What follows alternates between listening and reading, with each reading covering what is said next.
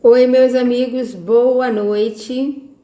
Estamos nós aqui novamente para mais uma live, as lives da Virgínia Meirim. E hoje à noite eu vou conversar com um nutricionista, tá bom? Faltam 2 minutinhos para ele chegar. Carlos Eduardo, Caterine, a esposa dele já está aqui. Eu dei um oi para Caterine. Caterina, tudo bom, Caterina? Obrigada por ter vindo. Estou esperando o Cadu. Que aí eu já apresento o Cadu a todo mundo. Caterina Andrade. Esse é o Cadu? Esse aqui é o Cadu? Se for, me chama, tá? Que é para eu te colocar aqui. Tá bom, tá entrando. Vamos ver mais quem vai chegando. E eu vou tomar meu chocolate numa entrevista de nutricionista. É por causa do frio. Estamos aguardando, Caterina. Nossos convidados também vão chegando.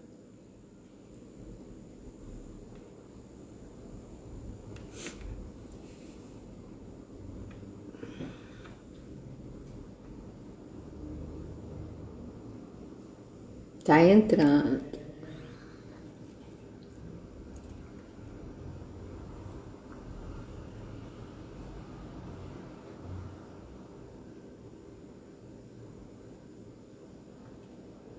Quando ele entrar, Caterina, fala só para ele me dar um toque, chamar aqui. Caduzão entrou, vamos lá, Caduzão.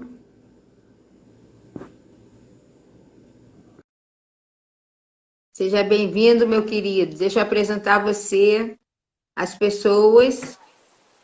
Oi, Cadu, beleza? Boa noite, tudo bem? Tudo, me ouve bem? A Tô imagem te tá ouvindo na perfeita. boa. Tudo Tá certo aí? ótimo, Tá me ouvindo? perfeito. Ótimo. Bele- Deixa eu falar uma coisa, apresentar você rapidamente as pessoas. Hoje eu estou conversando com o professor, mestre, né? Isso. Carlos Eduardo. Ele é nutricionista, coordenador do curso de nutrição da Universidade Veiga de Almeida, especialista em nutrição e atividade física e também é educador físico especialista em fisiologia do exercício. Cadu, para a gente não perder tempo, fala para mim o seguinte, por favor. Como manter uma alimentação saudável no período de pandemia, que é o nosso tema de hoje, né? Bom, Virgínia, primeiro eu quero te agradecer o convite. Assim, eu sou um apaixonado pelo Caxambi. Eu saio do Caxambi, mas o Caxambi não sai de mim. Eu já tenho 44 anos de Caxambi, enfim.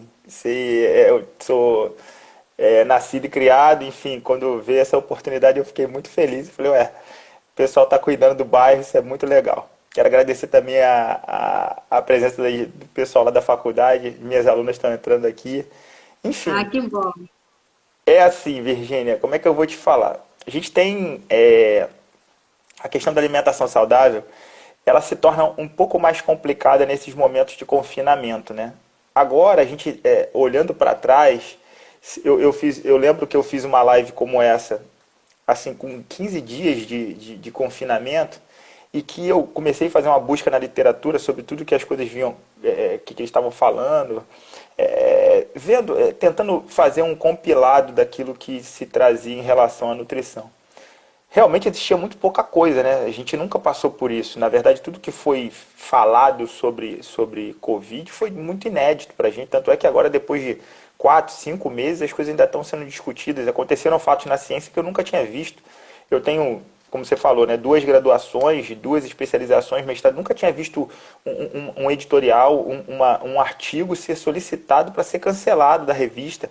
Então, assim, numa revista com peso científico muito grande. Então, aconteceram coisas nessa pandemia que não é um período normal. E a alimentação também não foi uma coisa muito fácil de ser tratada no primeiro momento. Primeiro porque a família passou a partilhar a refeição, né? Assim, a gente tem uma relação com a comemoração, vem de você sentar à mesa e festejar, né? Comendo. Quando você faz esse tipo de situação, a gente tem lá, naquele momento, o hábito foi, digamos assim, socializado. Então, pai, mãe, filho, filha, enfim, a família inteira com necessidades energéticas diferentes, com hábitos alimentares diferentes, com situações físicas totalmente diferentes, passaram a partilhar da mesma mesa e partilhar também dos mesmos hábitos. E aí começa aquela situação, né? Ah, eu como quando eu acabo de comer. Eu como doce, o outro não gosta de doce, mas o outro gosta de fritura, eu não como fritura. Enfim, a coisa teve que ter um determinado delineamento em relação a fazer uma refeição que atendesse a todos. Não tem como fazer numa casa de 5 pessoas 5 refeições. Isso não é a realidade da nossa população. Então, a alimentação saudável ela ficou um pouco, assim, digamos, socializada. Foi um consenso que as pessoas foram chegando ao longo desses 4, 5 meses aí e começaram a acertar muita coisa. Logicamente, muita coisa se perdeu e muita coisa se acertou. Vou te dar um exemplo que nos primeiros 40 dias era churrasco e cerveja na casa de todo mundo toda hora. Terça-feira, quarta-feira tinha churrasco, quinta-feira tinha churrasco. Aquele hábito de fim de semana que nós tínhamos de fazer um churrasco e tomar cerveja, não sei o quê. Aquilo passou a ser todo dia, porque todo dia eu estava em casa, todo dia era domingo. Então as pessoas começaram... E aí ao longo do tempo as pessoas foram entendendo que a composição corporal estava modificando. Ou seja, as pessoas começaram a ganhar peso, as calças começaram a não entrar, a gente começou a ter problemas em relação à quantidade de vezes que vai ao banheiro. Enfim, determinadas coisas que não existiam no momento normal passaram a ser um tanto quanto estranhas dentro dessa situação. E aí veio a história da conscientização. O que a gente tem que fazer, principalmente com essa questão de o que a gente vai acertar. Logicamente, se diminuiu a ingestão de bebida alcoólica, tentou se diminuir a quantidade de frituras. Se tem uma coisa que eu tenho visto até com os pacientes que eu tenho orientado de forma online, os doces, parece assim, com uma questão de ansiedade, o impacto que o doce tem em relação à questão dos neurotransmissores, essa sensação do bem-estar que o doce traz. Isso foi uma condição bem complicada de se bater nesse momento, porque as pessoas tinham um momento onde se sentiam melhor, era quando comia ou se entregava no doce, tinha aquela questão toda. Então, assim, foi muito difícil, ainda é difícil manter uma alimentação muito regrada, porque são muitas variáveis, são muitos detalhes, são muitas coisas que a gente não tem ainda conhecimento, mas a gente já começou a amadurecer a situação, ou seja, coisas que você fazia com um mês de pandemia, com certeza no segundo, no terceiro mês você passou a não fazer mais. Então, assim, as pessoas começaram a tentar remodelar o comportamento, tentaram reestruturar a sua alimentação e por muitas vezes ela começou muito ruim. Isso foi um reflexo de muita... Eu acredito que no início as pessoas não tinham muito a gravidade da coisa, assim, e aí ficou uma coisa meio que estamos de férias, e depois que a coisa começou a se agravar, e até não se agravar no sentido do número de óbitos, não, na coisa começou a se agravar na situação de casa, de estar dentro de casa, de não poder sair, de ter que rever todo o conceito de fazer compras, de fazer essa coisa toda. Aí a coisa foi dando uma melhorada, a coisa foi dando uma diminuída.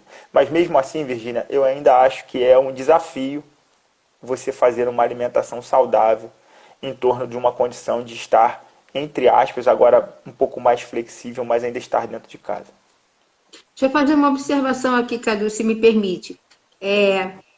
Nós já estamos passando por um momento muito difícil, né? Inédito. Há 70 anos a humanidade nunca viveu isso. Se alguém que morreu com 70 anos, morreu sem saber que isso ia acontecer. E determinadas vontades, né, de comer alguma coisa, elas veem, inclusive, como um alívio de tensão. Aqui, ó, Cadu, ó. Chocolate quente, meu anjo. Chocolate quente, tem que ter, né? Por quê? Porque ele me acalma, porque tá frio. Alguma desculpa a gente sempre dá. Eu normalmente não bebo nada em live, mas hoje eu bebi, quer dizer, não bebo, as pessoas não veem eu bebendo, mas eu bebo. É, hoje assim, eu vou mostrar para o Cadu. Você não acha que é muito peso ter que passar por pandemia, ter que mudar hábito alimentar? Poxa, eu quero comer hambúrguer todo dia, mas eu tenho que ter uma alimentação saudável, já tenho que ficar trancada, não posso comer hambúrguer. Não é muito aperreio de uma vez só, não, Cadu? Nossa, Virgínia, assim, é muito boa a tua colocação, porque assim, hoje eu atendo numa equipe que tem enfermeira, psicólogo e eu. Então a gente tem esse bate-bola que a gente vem falando o seguinte, de você começar a se desprender de determinados valores e começar a tentar modificar.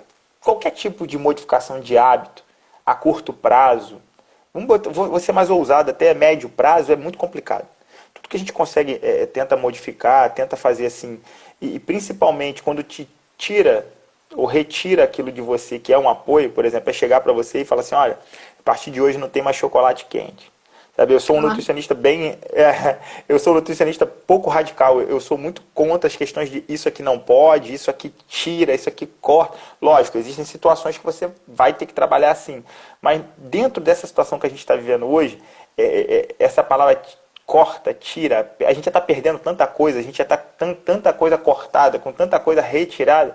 Eu sou bem benevolente em determinadas situações. Por isso que eu sempre sou muito a favor e briguei com isso ao longo dos 4 meses, da questão do hábito de manter um nível de atividade física menos dentro, mesmo estando em casa.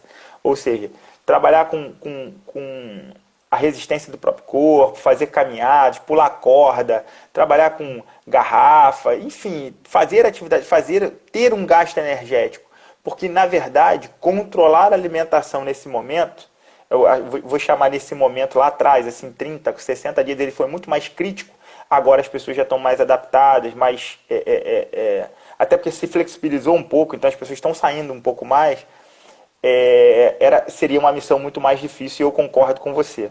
Mas também penso o seguinte, mesmo que seja uma questão um pouco mais rígida, um pouco mais áspera, eu acho que é um momento que a gente pode estar modificando, porque tanta coisa foi modificada.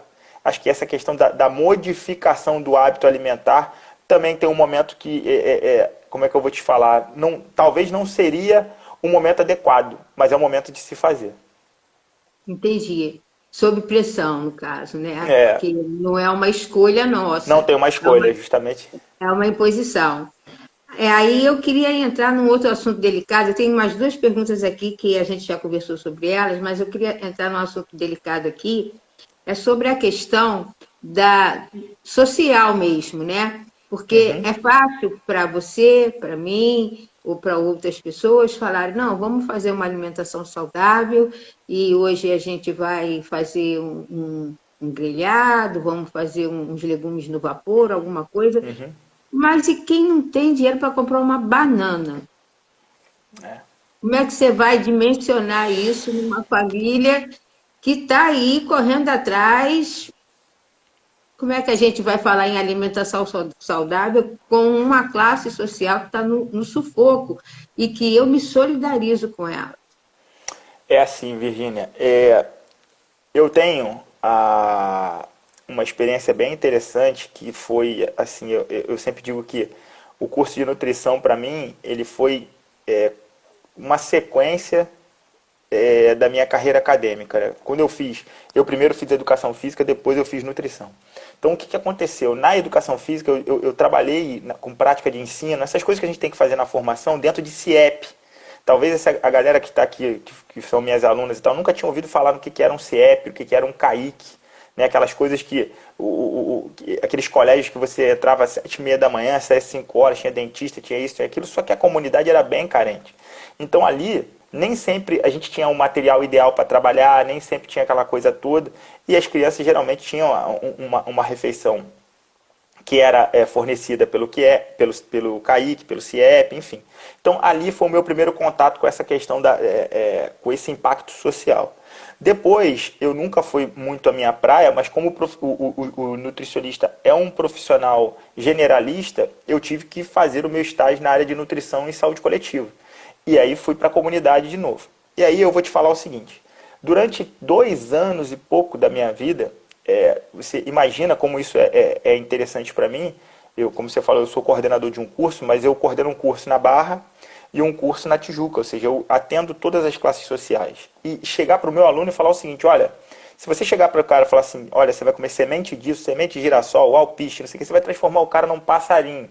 Em vez de você fazer nutrição para ele, você vai tornar para ele uma coisa muito mais impactante, você não vai conseguir trazer para ele. Ou seja, o que eu quero mostrar para ele sempre é o seguinte: essa nutrição, de você poder chegar para o cara e falar, ó, você vai gastar tantos reais de suplemento, você vai poder comprar isso, comprar aquilo, é totalmente diferente daquela nutrição que a gente faz lá na comunidade, que você não pode escolher o que o cara vai comer.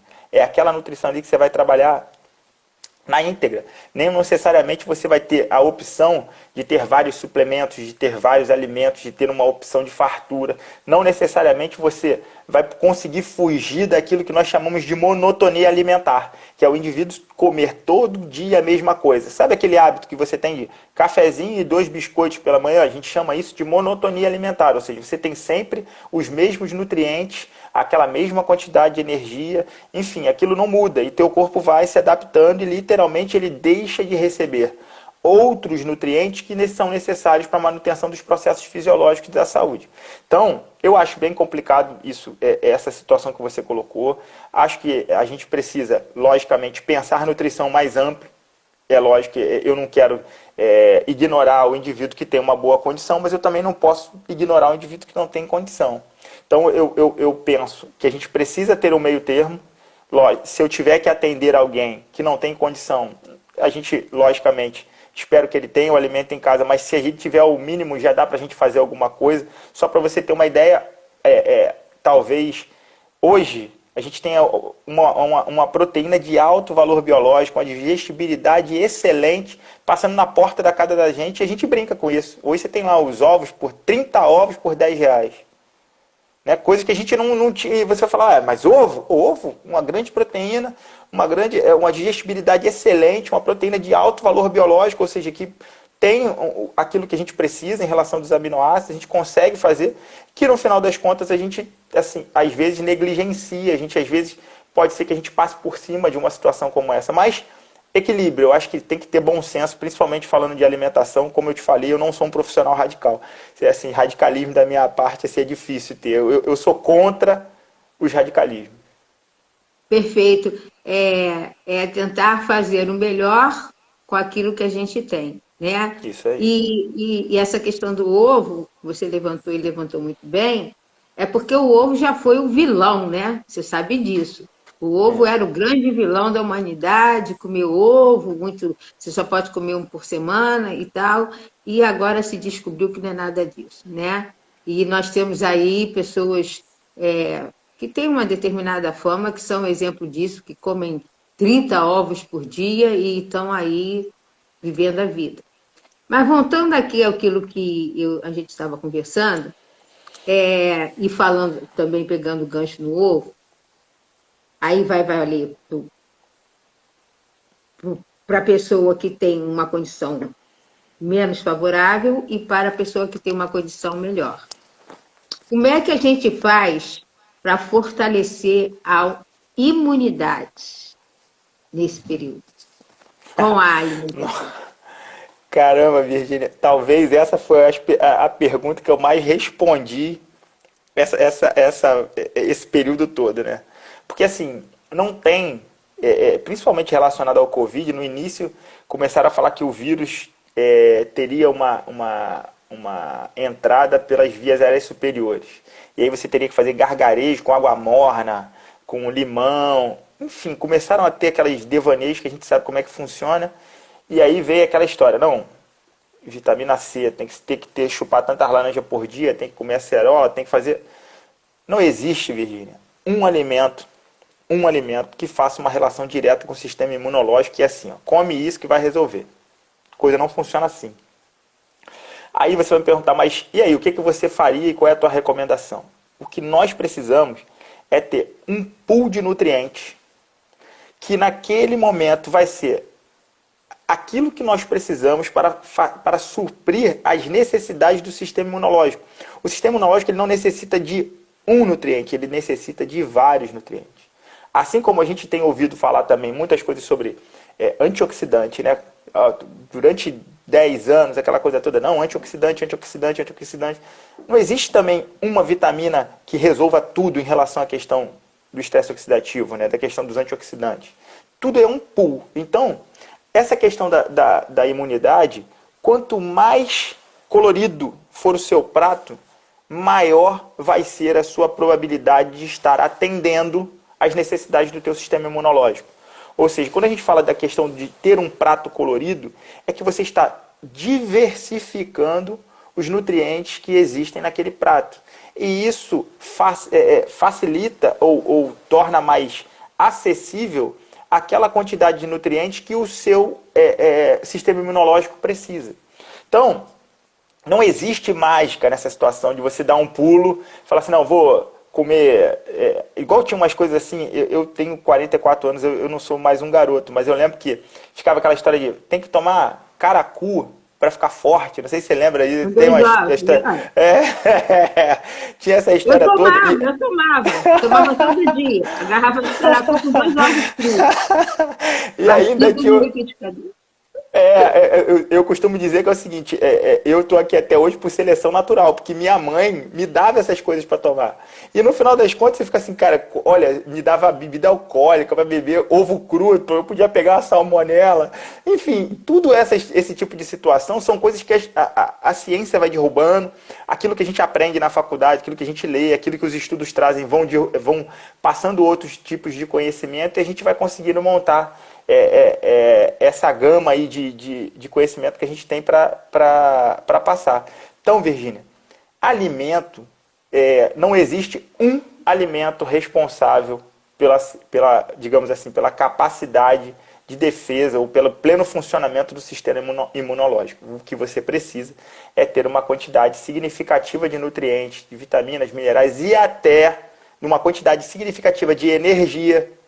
Isso é uma coisa que as pessoas... Não, mas às vezes as pessoas negligenciam uma quantidade energética. A gente precisa ter uma quantidade de energia significativa, ou seja, você precisa comer calorias, tem que ingerir calorias para que você mantenha o sistema imunológico funcionando na sua plenitude. Traduza, por favor, ingerir calorias, para que as pessoas possam...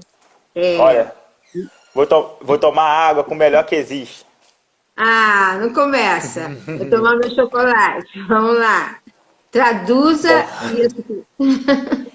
Vamos lá, Virgínia. Olha só. É o seguinte, a gente tem duas situações que eu acho que são interessantes da gente estar pensando em relação a isso. A gente precisa ter um equilíbrio em relação a tudo aquilo que se ingere, tudo aquilo que se gasta, né? Então, quando a gente fala em ingerir calorias, o que a gente está dizendo é colocar energia para dentro. Ou seja, você vai estar colocando alimentos para dentro. Alimentos que têm uma certa quantidade de energia. E como nós falamos assim, um pouco mais rebuscado, uma certa densidade energética. Então o que acontece? Por exemplo, quando o teu corpo, você ingere mais do que você deveria, ele guarda. Aí você engorda. Porque ele guarda na forma de gordura. Quando você ingere de menos, ou seja, você está ingerindo menos do que deveria, você, entre aspas, vai emagrecer. Por que você vai emagrecer? Porque ele vai gastar o mesmo padrão energético, só que ele vai tirar das reservas que ele montou em algum momento. Então, quando a gente fala de ingerir calorias, o que a gente está dizendo é de aumentar a quantidade de alimentos que você vai ingerir ou alimentos que têm uma quantidade de energia embutida maior. Entendi.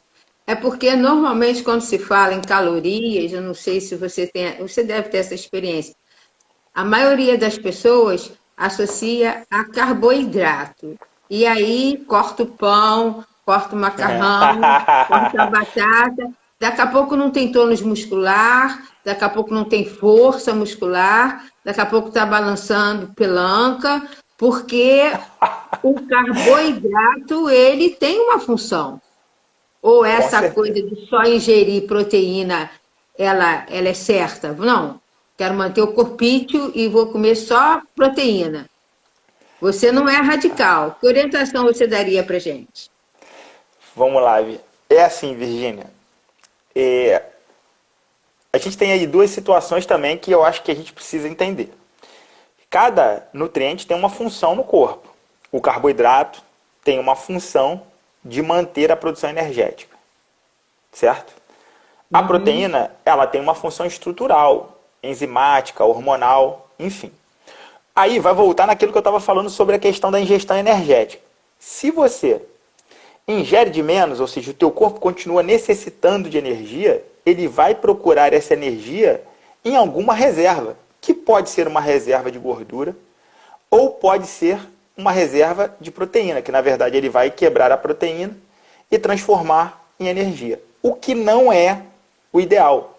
O ideal é que nós tenhamos uma quantidade de nutrientes, que, no caso que você citou, o carboidrato, que ele promova essa produção de energia e eu consiga manter a proteína. Você vai me perguntar, por que eu tenho que manter a proteína?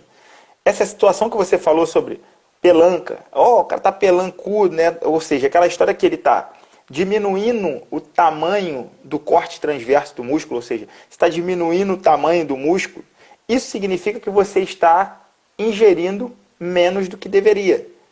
E aí, automaticamente, você está usando aquela massa muscular como fonte de energia, o que não é o melhor a se fazer. Não é dizer que não possa, é dizer que não é o melhor a se fazer. Proteína foi feita, a principal função é estrutural, ou seja, é manter a massa muscular. Agora, eu também consigo fazer energia de proteína. Isso é uma forma interessante do corpo reagir, mas não é o melhor caminho.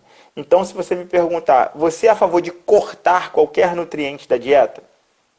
Olha, Virgínia, quando a gente está decidindo a conduta dietoterápica, tem algumas perguntas que a gente precisa resolver. Para quê? Para quem? Quando? Como? Quanto? Ou seja, você precisa estar respaldando todas as suas atitudes como nutricionista, como profissional da área de saúde, para que você consiga entender o que você quer fazer. Então, assim, eu não sou radical, não sou mesmo, mas já fiz dietas hiperproteicas em alguns pacientes. Você fala, por que você fez isso, Cadu? Eram lutadores, pessoas que tinham que fazer uma redução de massa corporal muito rápida, e aí eu tinha que lançar a mão de uma situação. Já fiz situações onde eu coloquei às vezes 50%, 60% a mais de energia do que o recomendado em determinados atletas também. Então, assim, não existe uma receita de bolo para eu te falar assim, pô, Virgínia, o que você pensa de... Eu penso sim, carboidrato é importante. Você precisa ter. Para o indivíduo normal, sem objetivo nenhum, aquela história de não tem nenhum objetivo secundário, não tem nenhum, não é performance, não tem nenhum tipo de pretensão em relação à modificação do corpo, alteração da composição corporal. Prato colorido, com carboidrato, com proteína, com lipídio, muitas vitaminas, muitos minerais, fibras, vegetais, enfim. É disso que a gente pensa, é assim que a gente vai fazer. Prato japonês? Aquele prato japonês que a gente olha e não sente a menor vontade de comer, porque assim, não, eu estou sendo sincera com você, porque, lógico, existem pessoas regradas, pessoas que pensam na saúde, entendem a alimentação como um complemento, mas existem aquelas que, por motivos vários, elas não controlam isso exatamente como deveriam controlar, ou porque elas têm preguiça, ou porque elas não gostam, entendeu? E aí elas não alcançam esse objetivo, que é aquilo que a gente estava conversando lá no início, que é a alimentação saudável, e que eu entendo que não seria necessário uma pandemia para que se nós despertarmos para essa necessidade, né? Hoje em dia a gente tem muito food, né? Muito fast, muito food. E isso é uma praticidade... Você sabe que, aos olhos de uma criança, aquilo ali é uma casa de Papai Noel. Como é que a gente vai lidar com isso? Olha, Virgínia, eu ainda acho o seguinte, se a gente pegar um histórico lá, né, a antropologia, dessa coisa toda da nutrição, como a sociedade passou a se comportar, a gente vai pegar lá na Revolução Industrial, vai falar sobre a industrialização, sobre o comportamento feminino, essa questão da mulher ir ao mercado de trabalho. Enfim, a gente tem alguns eventos cronológicos aí para a gente vir, digamos assim, pontuando para te dizer até onde nós chegamos. Hoje, essa coisa que você falou do fast food, né? Você tem uma indústria muito forte por trás disso. Você tem alimentos ultraprocessados, né? Porque você tem uma indústria de alimentos que tem como princípio, como principal, como produto fim, lucro. Os caras ninguém tá perguntando em fazer esse esquema todo, em como que a gente vai fazer um alimento muito saudável, muito como que eu vou falar com você? Muito saudável, gostoso, aquela história toda, não sei o quê. Não tem como fazer isso se ele não visa lucro, sem visar o lucro. Ele faz isso visando o lucro. Esse é o ponto. Agora, quando a gente fala desses alimentos ultraprocessados, isso virou cultural também. Por exemplo, em alguns países, você tem a maioria da alimentação das pessoas na rua, dessa coisa toda, você está fazendo, as pessoas estão lá e têm um hábito, isso é hábito de comer na rua. E o hábito de comer na rua traz ingestão de frituras, gordura saturada, uma quantidade muito grande de energia. Porque às vezes você vai falar o seguinte, eu não sei se você já teve a oportunidade de ver, tem um documentário que fala sobre um cara que ele come McDonald's. E ele assim, ele se propõe a comer 30 dias, se eu não me engano, 30 ou 40 dias só de McDonald's. Não sei se você chegou a ver esse documentário. Foi um documentário bem interessante. Ali começou a se despertar muita coisa sobre a questão da indústria de alimentos, de como essa questão dos alimentos... Dolorido aquilo. Dolorido aquilo. Real, mas aquilo é real. É lógico que é radical demais. No café da manhã e tal, mas se você duvida que as pessoas fazem assim, 60%, 50% das refeições, às vezes, na rua, é só pegar o nosso dia a dia. Se a gente estiver em casa, todo mundo trabalhando na rua, a maioria das refeições de quem trabalha de segunda a sexta é na rua, dependendo do estilo de vida que tenha, dependendo do trabalho. Às vezes tem uma reunião em cima da outra, você vai ter que... não tem tempo de elaborar um prato, enfim. Aonde eu quero chegar nesse esquema todo? O fast food, ele vem de uma revolução da alimentação, ele vem de uma questão difícil de você segurar, é uma evolução, até porque teve que atender a determinadas demandas do próprio homem, da própria sociedade. Só que isso foi um tiro no pé, né? Isso a longo prazo, a gente tem visto aí as curvas de obesidade, tanto infantil quanto adulta, elas vão crescendo e cada vez que aumenta a curva de obesidade, aumenta as comorbidades associadas a ela, hipertensão, diabetes, dislipidemia, enfim. E aí, paralelamente, em determinado momento, assim, as pessoas também começaram a dar muito mais valor a uma alimentação saudável. Vou te dar um exemplo disso. Quando eu tinha 15 anos, 14 anos, eu via as pessoas da minha família falando assim, vou levar marmita, era quase uma vergonha. Vou levar marmita, né? Vou levar o radinho, aquela história toda, né? Vou botar, né? Era uma vergonha. Hoje, os meus alunos, a maioria deles leva de casa. Eles chegam para as aulas tem uma malinha com as refeições todas repartidas, ou seja, é muito mais saudável hoje se alimentar de casa, ou seja, você trazer alimentação de casa, do que você chegar e ficar comendo na rua. Então, assim, eu penso, Virgínia, que vai ter que ter um momento, como a gente já tem feito hoje, muita educação nutricional. A gente tem orientado muitas pessoas, talvez em vários lugares, várias palestras assim que eu faço, as pessoas me pedem para falar sobre educação nutricional, como que como é que a gente começa a fazer isso? Hoje, como você falou, tem muita informação sobre alimento. Então as pessoas deixaram de ser aquela coisa não existe mais aquele conhecimento raso. Hoje você conversa com as pessoas na rua, elas têm conhecimento sobre alimentação, às vezes que você percebe que a pessoa leu muito sobre aquilo. Não, eu leio muito sobre alimentação, eu quero saber dessa coisa aqui, por que é isso aqui. Tanto é que essa história do carboidrato ser vilão, essa história de que, enfim, essas questões que são batidas no meio da rua e do dia a dia, elas vêm principalmente porque as pessoas se informaram muito. Então eu acho que esse caminho da informação vai trazer um processo de educação nutricional, ele vai trazer uma revolução que já está acontecendo. A gente fala assim, mas você está vendo isso? É porque a gente só costuma ver aquilo que não presta. Porque a gente, a longo prazo, a gente vai ver muito pouca coisa, porque Você não vai ver um indivíduo emagrecer 50 quilos em um mês. Ele vai perdendo peso gradativamente.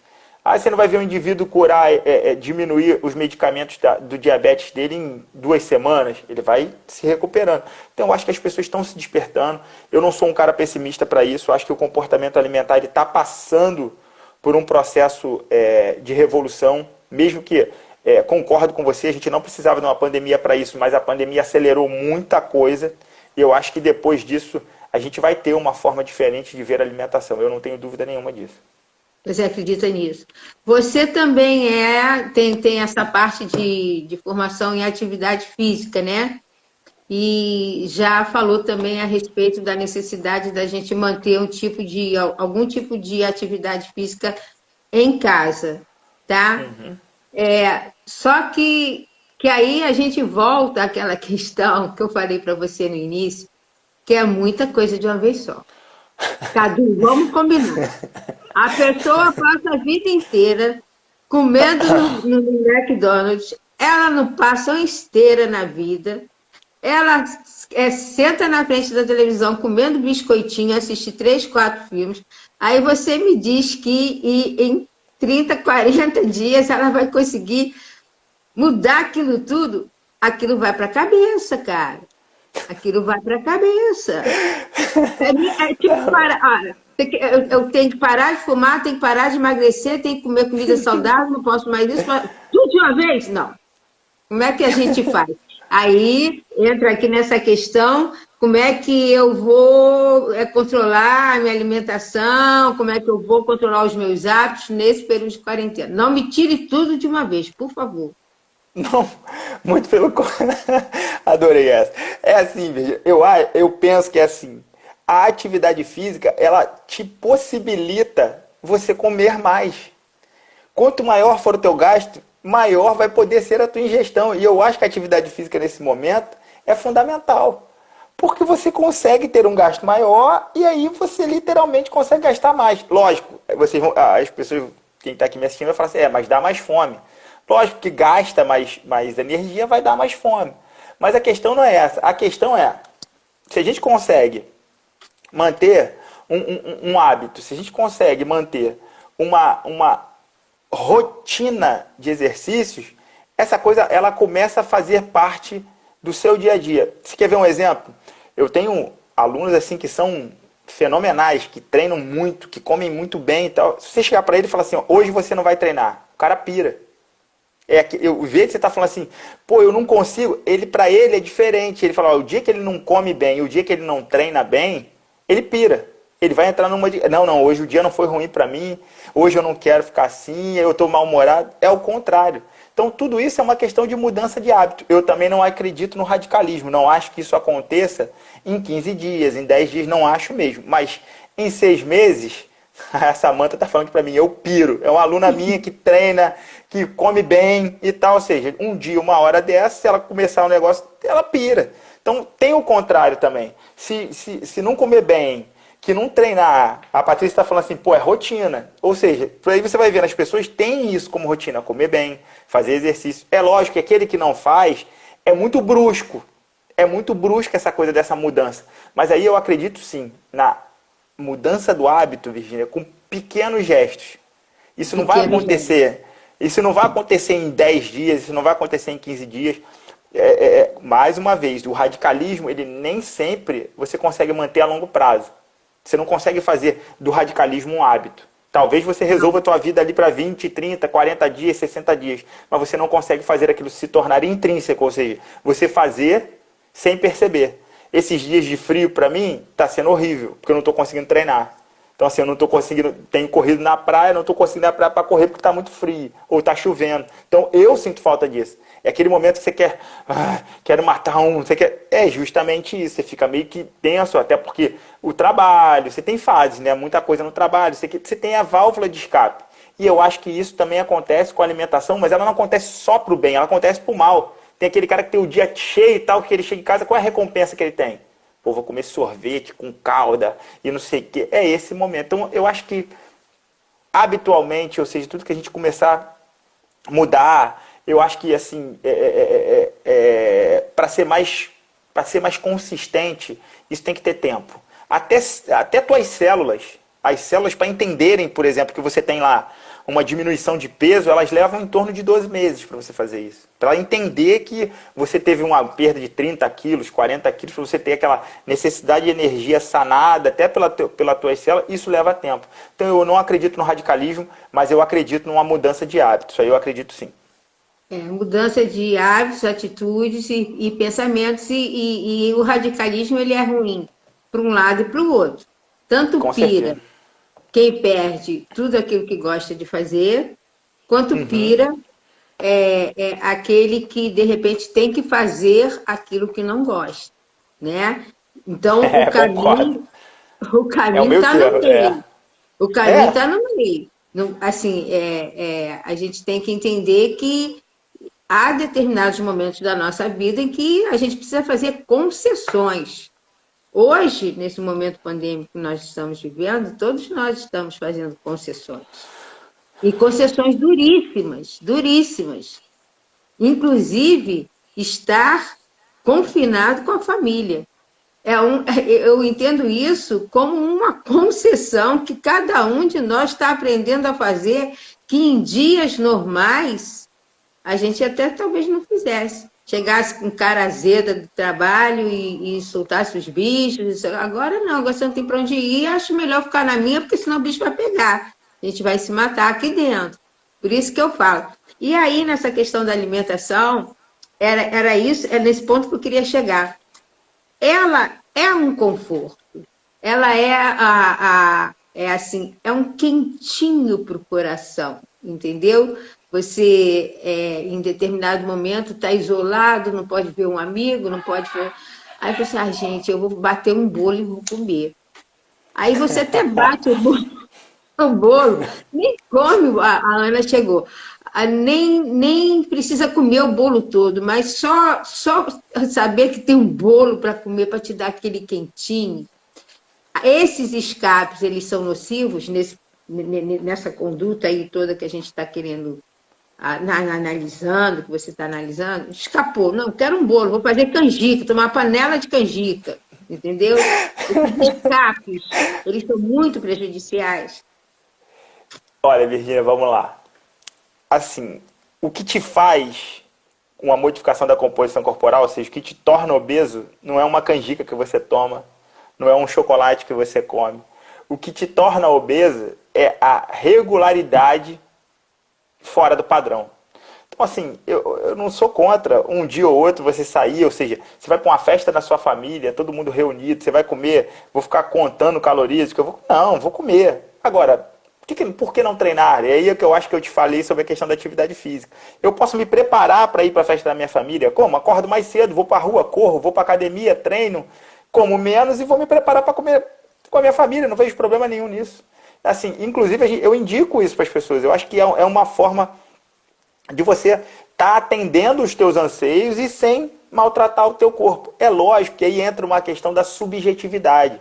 Nem tudo que é bom para você é bom para mim. Ou seja, você procura, como você falou, né, de estar naquela história de, como você usou o termo, né, aquele quentinho, você procura o quentinho na alimentação. Tem muita gente que vai procurar o quentinho na atividade física. Tem aquele cara que vai procurar... Tá, entendi. Entendeu? Então, Aí a gente, cada um vai se refugiar naquilo que lhe dá prazer. é lógico. Perfeito. Então, assim, é lógico que eu gostaria que todo mundo sentisse prazer numa coisa saudável. O que a gente sabe que não é uma regra. Isso não é uma regra. Entendeu? Mas as pessoas... Tem gente que sente o quentinho no cigarro. É ruim, mas é uma verdade. As pessoas se apoiam nisso. Então, qual é a minha percepção em tudo isso? É lógico que se a gente fosse aprofundar aqui, de você ter, por exemplo, você tem aí situações onde existe um impacto nível do sistema nervoso com a alimentação, que te dá uma sensação de bem-estar. Com certeza. Então as pessoas quando comem, assim, se sentem mais aliviadas. Isso é fisiológico, não é uma invenção, ou, não, porque é subjetivo. Não, isso é fisiológico. No entanto, isso também acontece com drogas determinadas. O álcool, ou a nicotina, enfim. Eu acho que aí é uma questão de procurar, mais uma vez, uma modificação saudável, ter um hábito saudável, para que você consiga manter um padrão de saúde aí, e principalmente em relação à promoção de saúde e à qualidade de vida, que eu acho que a gente vai precisar passar uma borracha nesse ano de 2020, porque a gente não teve nem qualidade de vida mental, que Não, foi assim, não teve assim, aconteceu. Tem alguém jogando Jumanji, né? Ainda mentalmente. tem alguém. Não, É e isso tudo ficou aí. diferente. Nós estamos muito mais sobrecarregados, assim, o trabalho. A gente está vivendo momentos que as pessoas estão inseguras. Você imagina, eu tenho muitos alunos, assim, na verdade, tenho uma responsabilidade grande e muitas das perguntas que eu tenho que responder, nem sempre eu tenho as respostas. E aí você tem que ter, digamos assim, entendimento que é uma limitação do momento e que isso vai passar, tentar passar pela melhor forma possível, entendeu? Entendi. E aí você estava falando no início sobre essa questão da família reunida, né? Agora fazendo suas refeições juntos. E uma coisa que normalmente não acontece. Como é que você começou a falar em relação às necessidades de cada um e no final das contas, como é que vamos organizar o cardápio da casa? Essa é a grande questão. Olha, Dá ovo para todo a, mundo? olha, eu vou te falar que aqui em casa o negócio foi complicado também, mas vamos lá. O que eu penso? Assim, a organização do cardápio. Michele, você tá rindo, né? Assim, a organização do cardápio é o seguinte: você tem que tornar isso um projeto de todo mundo. Já começa por aí. O cardápio da família ele não pode ser feito a duas mãos, ele tem que ser feito a 4, 6, 8 mãos. Ou seja, todo mundo tem que se sentir dono do projeto, senão ninguém participa. Isso é do ser humano. Se eu monto uma equipe e entendo que isso é só para mim, ou seja, que aquele momento ali que você vai ficar fazendo alguma coisa, eu sou o dono do projeto, eu sou o idealizador, e os lucros são só para mim, acabou, eu estou sozinho, aquilo é só meu. Agora, uma boa alimentação faz isso, isso tem que fazer parte da família. Ou seja, isso tem que ser aquele ritual de vamos sentar aqui à mesa, todo mundo no domingo à noite, para a gente programar a alimentação do resto da semana. Olha, as primeiras vezes eu vou te falar que foi uma coisa meio complicada. Eu quero comer isso, eu não. Você come isso, come aquilo, não come aquilo, o outro come, o outro não come, fica aquela história toda. No final das contas, o que acontece? Aí tem criança, idoso, necessidade, tem gente que é hipertenso, tem gente que é diabético, enfim. Aí vem a história da alimentação saudável. Você tem uma base de alimentação que todo mundo vai poder responder bem e você vai poder fazer. Então, uma coisa que a gente começou a fazer foi planejar os cardápios. Introduzimos uma coisa que, assim, muito mais vegetais nas preparações, coisa que a gente fazia na rua. E às vezes tem o seguinte, né? Meus alunos vão rir aqui, vão comentar o que eu vou falar agora. Qual é o grande problema? Estão aqui, lá da uva, estão aqui? Tem uma galerinha aqui assistindo, eu sempre digo o seguinte, Deus protege, por favor, que vai cair. Deus protege os ignorantes, né? Tem determinadas coisas que você pode fazer que nada vai te acontecer. Agora, nós, na cadeira de nutrição, a gente estuda microbiologia dos alimentos, microbiologia geral, higiene. Então, todos nós, depois que você faz de nutrição ou que você estuda esse tipo de coisa em alguma cadeira, você tem modificação do paladar. Você vai comer na rua, você já vê um cara fazendo a preparação, você fica assim, aquilo ali está contaminado, você já não come. Então, assim, comer vegetais na rua pra gente é uma tortura. Comer uma hortaliça, você já fica pensando como é que isso foi preparado, como é que foi feito. Então, traz todo um esquema que dentro de casa você consegue fazer. Então, foi o que nós fizemos. Introduzimos os vegetais, né, nas preparações, começamos a ter uma oportunidade de fazer mais refeições. Ou seja, todo mundo participava, não, eu quero comer isso, eu quero comer aquilo, cada um foi colocando a sua vontade, e aí o que acontece? Isso girou em torno de uma outra situação.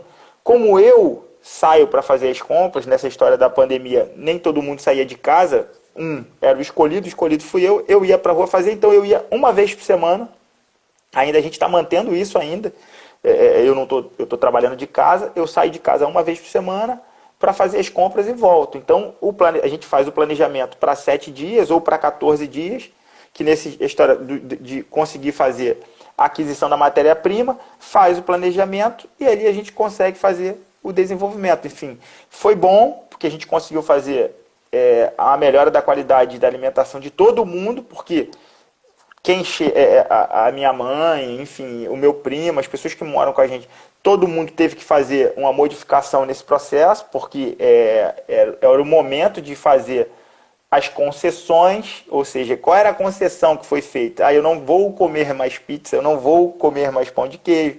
Esse foi o tipo de coisa. Querendo ou não querendo, eu faço atividade física sempre, então coloquei uma rotina de atividade física em todo mundo, botei todo mundo para treinar. Então, assim, é uma realidade minha, mas que foi muito comum nas pessoas que eu ainda orientei nessa quarentena. Muita gente que eu troquei ideia, que eu pude orientar, eu fui, olha, faz esse planejamento em família, faz isso ser parte de um projeto maior, introduz uma alimentação saudável para a vida de todo mundo, porque tem gente que tem criança, aquela história toda, e dá certo, Virgínia, isso dá certo. Tem coisas que a gente vê na teoria que geralmente a gente duvida um pouco. Isso aqui não vai dar certo não. Mas essa questão do planejamento, introdução de hábitos mais saudáveis, um processo de educação nutricional, principalmente para quem tem criança em casa, isso a literatura traz, por exemplo. A literatura mostra para a gente o seguinte, que o hábito alimentar das crianças é totalmente influenciado pelos hábitos da mãe. Então, entendeu? Então, na maioria das vezes, você vai ver crianças, por exemplo, que não comem peixe. Aí você fala, por que você não come peixe? Porque você não gosta? Não, porque sua mãe não come. Ou seja, quando olha, a mãe não come, não compra, não oferta, ele não quer. Eu vou te dar um exemplo rápido, interessante aqui. Quando eu estava grávida do meu segundo filho, eu sou louca por chocolate. Então, eu comia muito chocolate, só tinha chocolate na minha frente. Hoje, ele é enlouquecido por chocolate. Você consegue entender uma coisa dessa? Uma gestação de 9 meses, com a mãe só comendo. Eu comi outras coisas, né? Para constar ali no cardápio da festa. Mas a base da minha alimentação era chocolate. Eu não sei como eu sobrevivi. Hoje ele é viciado em chocolate. É tão viciado a ponto da gente esconder um do outro. Entendeu? Assim. Tem chocolate, mas estava aqui, não vi, não. Não sei, estava aqui, não vi, não reparei, entendeu? Então, isso que você está falando é muito interessante. E o coletivo tem uma importância muito grande nesse momento. Porque quando, assim, no caso, você foi o coordenador do caos, né? Você com sua experiência em nutrição, em exercício físico e alterações comportamentais. Você foi o coordenador desse caos. Então, a família pode contar com você. Mas quando você tem uma família que o, aspas, coordenador do caos está mais em caos que todo mundo, como é que faz? Ai. É assim, mas, olha, todo mundo, dessa questão, eu gostei do termo que você usou de coordenador do caos, mas eu vou te falar assim, existe dentro de todos nós uma questão de sobrevivência. Isso é certo. Assim, todo mundo tem um momento de entender que está fora do padrão. Isso, assim, que até se colocando em risco. Porque muitas vezes, a gente... eu tive um tempo, muito tempo, ainda atuo, né? Mas durante muito tempo eu trabalhei numa equipe que eu era o professor de educação física, não era nem o nutricionista, mas a gente trabalhava só com pessoas que eram candidatos à cirurgia bariátrica. A nossa função era não deixar operar. A gente tentava remover essa ideia da cabeça das pessoas, mas como que remove? Não é falando para eles, não opera não. Não, era trabalhando com dieta, com atividade física, fazendo aquele montão de coisa para o cara emagrecer e desistir da dieta. Eu tenho casos bem interessantes, assim, já teve pessoas que eu já fiz em 9 meses perderam 68 quilos. Coisas de você falar, fez a cirurgia? Não, com dieta, com exercício, consegui fazer. E aonde eu quero chegar com isso? Quando você tem todo mundo perdido dentro de casa, alguém vai se manifestar e vai assumir essa posição. Geralmente aquele que está com maior dificuldade ou aquele que está ali cuidando de alguém. De repente você tem o seu marido está obeso, com de glicose descontrolada, você está olhando, está vendo aquilo, você fala, olha, ou eu cuido ou eu vou perder ele. Alguém vai assumir as rédeas disso aí. E logicamente, como eu te falei, hoje a gente tem a gente tem muitas opções de de conhecimento, de estudos sobre alimentação, cardápios. A gente tem uma série de coisas, sem falar que, logicamente, a melhor forma de você sair desse caos assim é procurando um profissional. O profissional nessa hora ele é o melhor indivíduo, é o indivíduo indicado para te tirar desse momento, tanto na questão da atividade física como na questão da alimentação. E que não se confundam as coisas. Atividade física e alimentação é alimentação, e cada um fala da sua área naquele momento. Mas é o melhor momento para que, de repente, que um profissional assuma essa família e toque o barco e consiga resolver as coisas para todo mundo. Perfeito. A gente ainda tem aqui alguns minutinhos, eu já peguei aqui com você as perguntas e você respondeu com muita propriedade, mas tem uma coisa que eu queria tirar uma dúvida. Pois não. Fazer a siesta. Você sabe quando você chega na Europa, em determinados países, o comércio fecha e não adianta. Você está lá de turista e está todo mundo dormindo.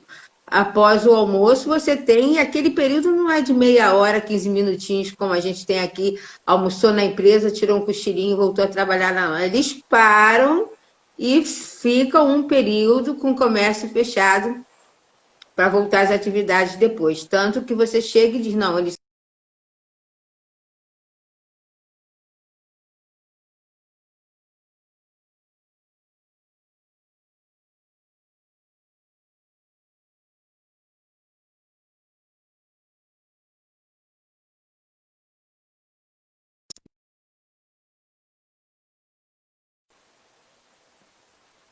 Oi? Ah, travou. Isso, voltou. Tá voltando.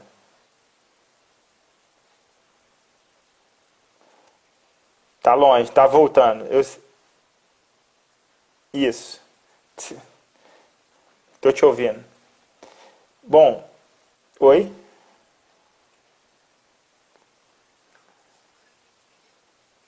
Entendi, você falou da siesta, né?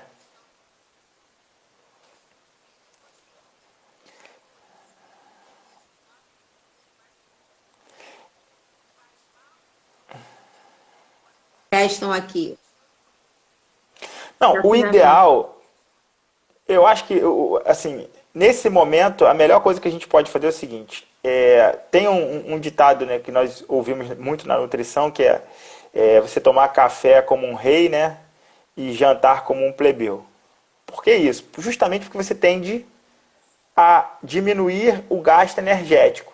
Ou seja, aquele momento que você vai comer demais, 10 horas da noite e vai dormir, o teu corpo vai estar tendo a oportunidade de assimilar tudo aquilo ali. Ou seja, você tem um gasto basal, vai gastar quase nada e vai assimilar tudo.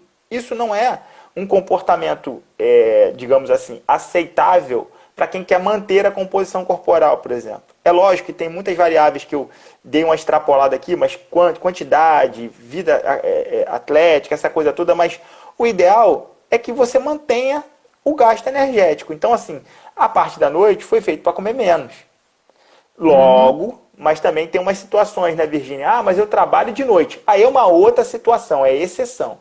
A regra é todo mundo dormir. Se vai dormir, esse não é o momento de você comer demais. Esse não seria o melhor momento. Então, eu sei que é um hábito do europeu de tirar essas coisas todas, mas assim, eu não vejo isso eu não consigo entender isso metabolicamente falando, sabe? Eu acho que é um momento que você favorece o teu corpo a gastar, a guardar demais. Ele não tem o estímulo a gastar energia nesse momento. Eu acho que isso, lógico, para a digestão vai ser bom? Vai, porque você vai ficar parado, vai ter aquele trabalho ali, aquela coisa toda do sangue, concentrada no aparelho digestório, enfim. Mas, em relação a essa questão de você comer demais e dormir, eu não recomendo. Eu acho que esse não é o melhor comportamento. Perfeito, Cadu. Olha, foi um imenso prazer conversar com você. Ficaria aqui horas, horas. Não fosse a plataforma acabar com essa conversa gostosa. Quero te agradecer imensamente.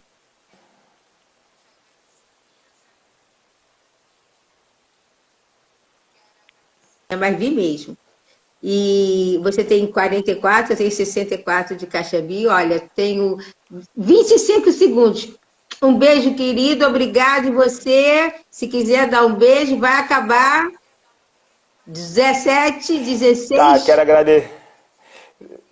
Eu quero Vai agradecer acabar. aí o pessoal que esteve aqui com a gente agora, os meus alunos, e te agradecer a oportunidade. Tá bom? Voltaremos outras vezes. Beijo pra você, Virgínia.